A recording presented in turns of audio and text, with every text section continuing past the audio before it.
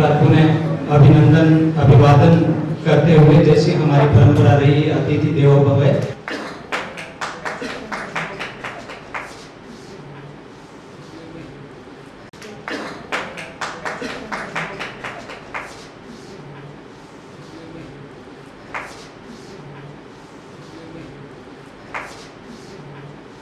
सुरेंद्र शर्मा सुधी, राजीव बैरजी,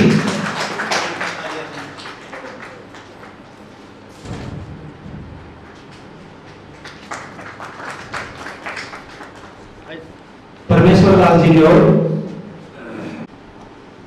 अंजू नेहरा जी, विजयकांत शर्मा जी,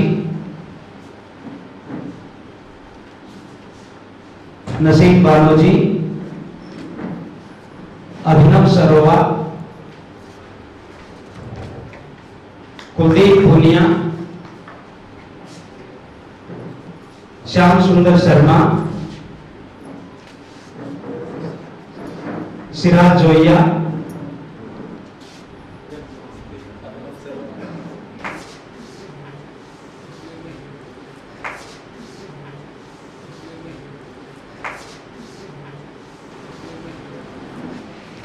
के.आर. पाटवाल, रियाजत अली खान, विजेंद्र सिहाग, विवेक दीप, पंकज शर्मा एडवोकेट,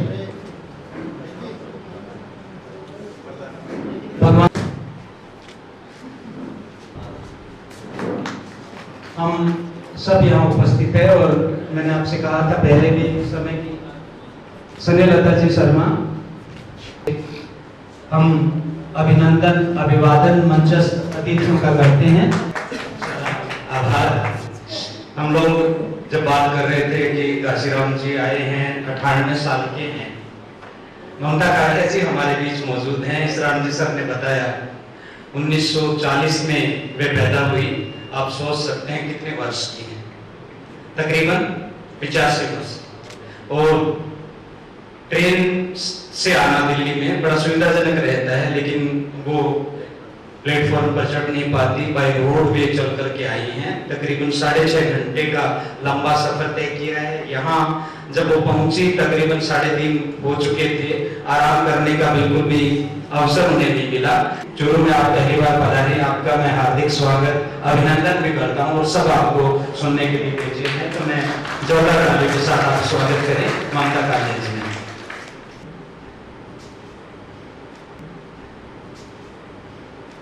साहित्यकार और जो के साहित्य प्रेमियों, काफी लंबी यात्रा करके यहाँ विशेष रूप से इसलिए आई कि घासीराम वर्मा साहित्य पुरस्कार एक बिल्कुल अनोखी किस्म की मुझे योजना लगी, जिसमें ऐसे साहित्यकारों को पुरस्कार दिया गया जिनको प्रायः पुरस्कार नहीं दिया जाता। वो चर्चा से बाहर रहते हैं क्योंकि वो ना तो तारांकित थे और ना कलंकित थे, और पुरस्कार एक भी लोगों को मिला करता ज्यादा था। तो सबसे बड़ी बात यह कि प्रयास संस्थान के तुलाराम साहब जी ने जो चयन समिति की टीम बनाई है, उसको सबसे पहले मैं बधाई देती हूँ कि उन्होंने कितने अच्छे नाम ढूंढे हैं जो प्रचलित चलन से बाहर है। तो भाग करके आपकी किताब छप भी जाती है, अब नहीं पता कि उसका हश्र क्या होगा। कई बार तो प्रकाशक ही विनाशक का काम करता है, आपकी किताब विनिष्ट कर देगा। वो सरकारी खरीद पर जितनी आने जाके उसके आगे गोदाम में डाल देगा, उसके आगे उसकी चिंता नहीं करेगा बिल्कुल। और आज हालत ये हो गई है कि हिंदी का परिदृश्य कोई बहुत उत्साहजनक नहीं है। हम लिखने वाले लोग जानते हैं कि आज असली लेखक से ज्यादा बड़ी तादाद नकली लेखकों की हो गई है। असली लेखक लिखते हैं और 4-4, 5-5 साल इंतजार करते हैं कि कोई प्रकाशक आए और उनसे उनकी पांडुलिपि ले, मैं भी शामिल हूँ उसमें।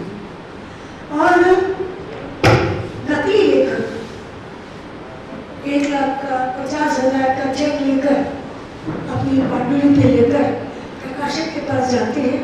प्रकाशक खुश उनको बैठाता है, उनकी 25-30 प्रतियां छाप देता है, पैसा वो ले लेता है।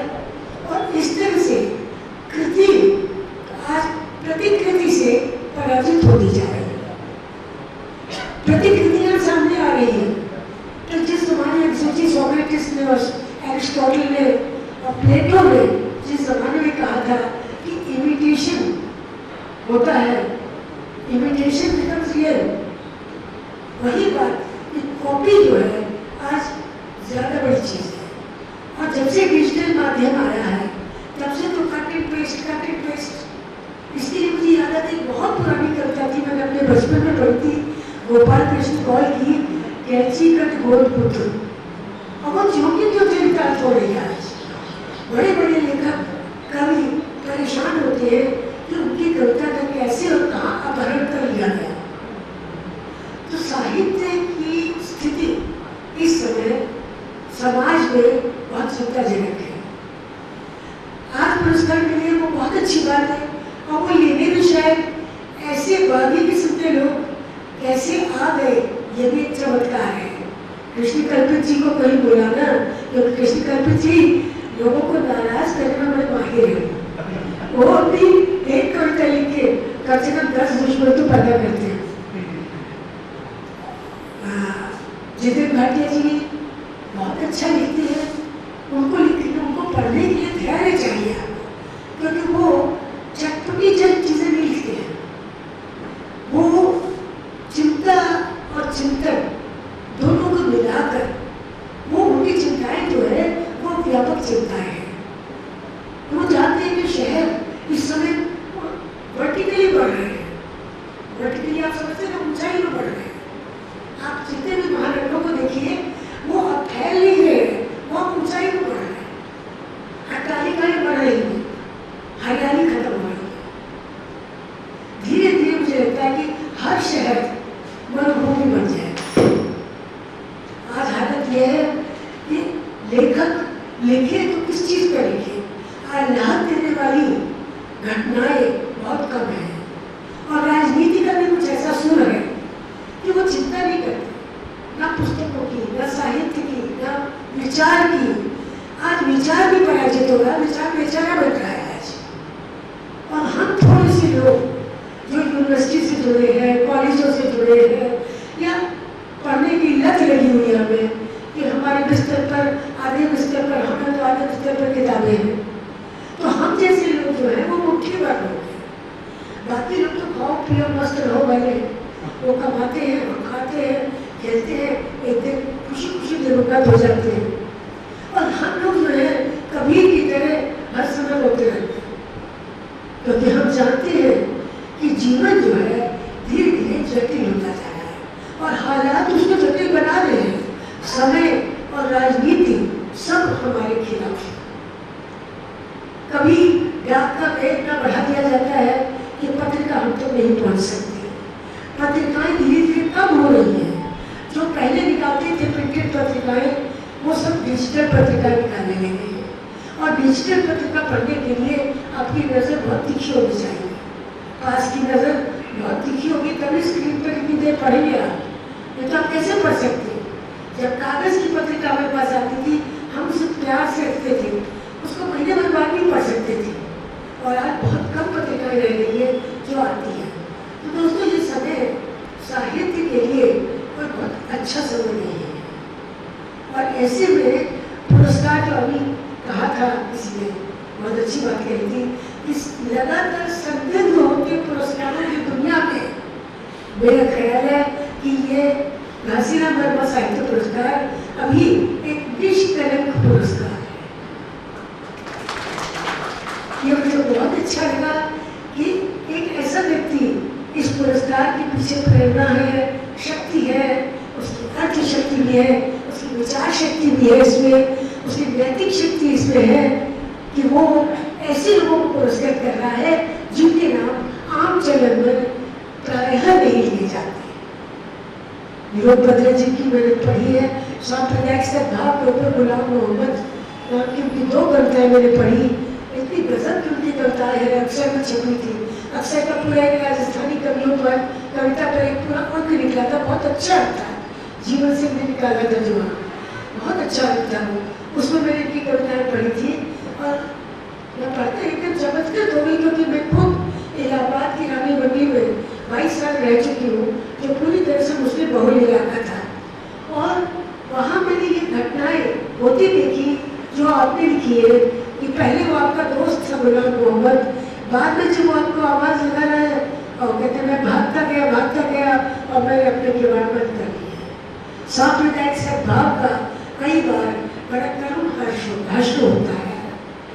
तो ये सारी चीज़ें हमारी चिंता की चीज़ें और कल्पित चीज़ें कितनी बार लिख चुके हैं अपनी कविता में। और कल्पित जी तो हिंदनामा लिखकर, वापस आने वाली जाने वाली रेलगाड़ी लिखकर, रेलवे के बीज लिखकर, उनकी इतनी किताबें हैं और इतनी मैंने खरीद के पढ़ी है।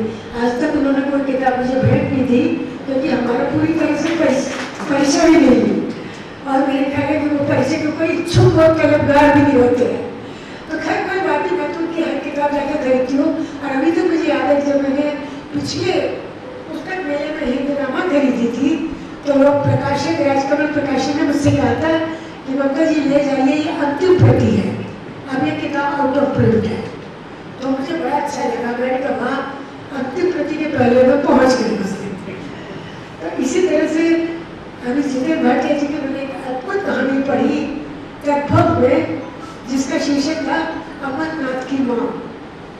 अब वो कहानी भी है, वो संस्मरण भी है, और वो एक विकलता आपको बताता है उन लोगों की जो बंटवारे के समय ना इधर के रहे ना उधर के रहे, वो बीच में फंसे रहे। ऐसे लोगों के बारे में मैं खुद, क्योंकि मेरा घर यहाँ हैदराबाद में था, जो उसामा बिन लादेन की जगह थी, मेरा ननिहाल वहाँ का था। तो हम लोग भी पार्टीशन में, हमारे माता पिता, हमारी माँ पार्टीशन में वहाँ से आई है अपने परिवार के साथ।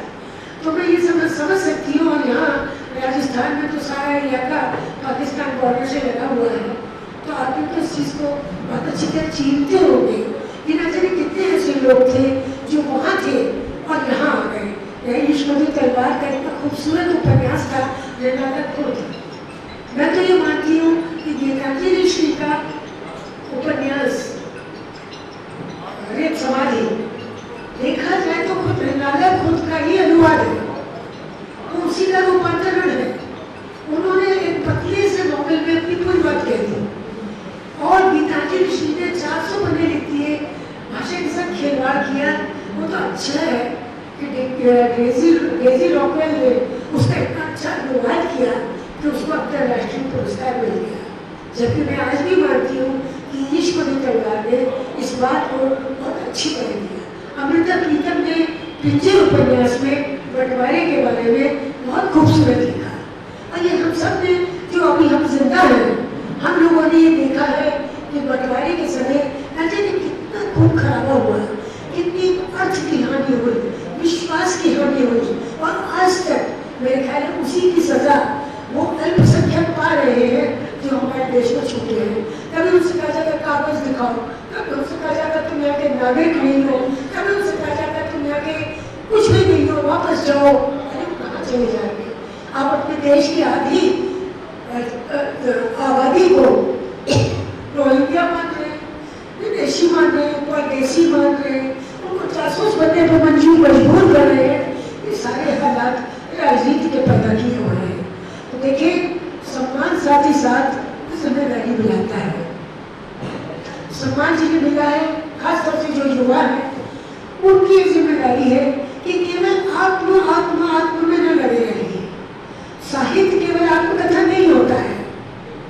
अभी आप लोग बहुत जवान हैं, आत्मकथा तो बिल्कुल नहीं लिखिए, थोड़ा बहुत आत्मा जाता है, लेकिन आप समाज पर, शहर पर, अपने परिवेश पर नजर रखिए, क्योंकि वही आपके लिए सबसे बड़ी और बड़ा जोत जमीन है। वहीं से आपको मिलेगा। बहुत अच्छी बात है आपने यात्रा संस्मरण लिखे, मेरी भी एक किताब है शायद ये भी शहरों में कितनी बार, और कंक्रीट की जंगल में बन के बिल्कुल बोलते शहर, जीते बाटे जी की भी शहरों पर ये किताब है। बहुत अच्छा विषय है ये, क्योंकि शहर हमारी चिंता का विषय है। इसको बहुत पहले कभी खालिया अहमद अब्बास ने फिल्म बनाई थी शहर और सपना। तो आप ये देखिए कि ये सारी चिंताओं की बातें हैं। आप भी देखते होंगे आपके शहर में तब्दीलियाँ होती हैं, जहाँ से भी आप आए हैं लगातार तब्दीलियाँ होती जा रही हैं। अब मैं ये देखती हूँ धीरे धीरे क्या हो रहा है, खासतौर से जैसे मैं दिल्ली में हूँ तो मैं ये देखती हूँ कि वो ये रहा कि हर जगह की एक यूएसपी बढ़ती जा रही है। यूएसपी आप समझते हैं, यूनिक सेलिंग प्रपोजिशन या प्रोडक्ट, ये जितेंद्र जी बताएंगे। USP unique selling preposition, USP को Unique selling proposition. Unique selling preposition हमारे फिल्म पॉडकास्ट। तो राजस्थान में मैं देखती हूँ कि प्राचीनता एक यूएसपी होती है। प्राचीनता ही केवल बिक रही है, वही लिखी जा रही है। अब प्राचीनता ही यहाँ की इमारतों में दिखती है। मैंने देखा आते हुए कितनी कच्ची गलियाँ आई, दीवारें ढह रही है, हवेली ढह रही है, लेकिन दरवाजा लोहे का बिल्कुल पक्का सुरक्षित है, उस पर ताले लगे हुए। दिल्ली में आधुनिकता मतलब यूएसपी है। दिल्ली में हर आदमी आधुनिक होना चाहता है, भले दिमाग उसका सड़ा हुआ हो, दिमाग उसका दीपक खाया हुआ है, लेकिन दिल्ली में रहता है वो अपने को आधुनिक मानता है। इस तरह से साहित्य में तय नहीं होती चीजें। साहित्य में बहुत लंबा समय चाहिए मूल्यों को तय करने के लिए। तो दोस्तों आज बस इतना ही कहना है कि आज जिन्हें पुरस्कृत किया उनके साथ मैं बहुत जुड़कर बहुत अपने को प्रिविलेज पा रही हूँ, बहुत समझ रही हूँ अपने को। और आज घासीराम वर्मा जी से मिलकर तो और अच्छा लग रहा है, वो बिल्कुल आधुनिक मानसिकता के आदमी हैं। तो मैं आज आप सबको प्यार भरा नमस्कार।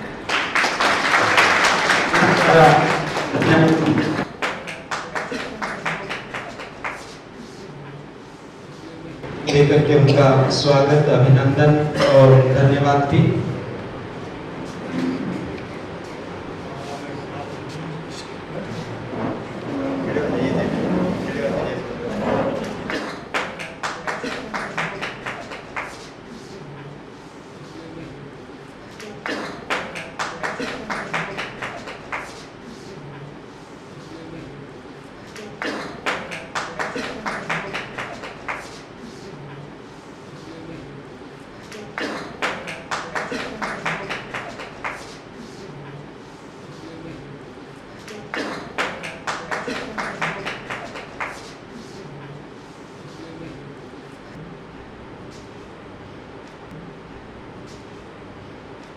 यह आयोजन राजस्थान के हिंदी साहित्य केंद्रित है, लेकिन यह सौभाग्य है कि हमारे सामने वो नाम है राष्ट्रीय फलक के जो यहाँ आए और राजस्थान के हिंदी साहित्य को पुरस्कृत किया। और आप ममता कालिया जी की बात कीजिएगा, 6 घंटे 7 घंटे लगातार सफर करके आए, उसी ऊर्जा से आप बोले और उसी सफर में आप उसी ऊर्जा के साथ आई हैं। तो मैं प्रयास संस्थान की ओर से वर्मा साहब के धन्यवाद के साथ साथ कालिया जी आपका भी धन्यवाद।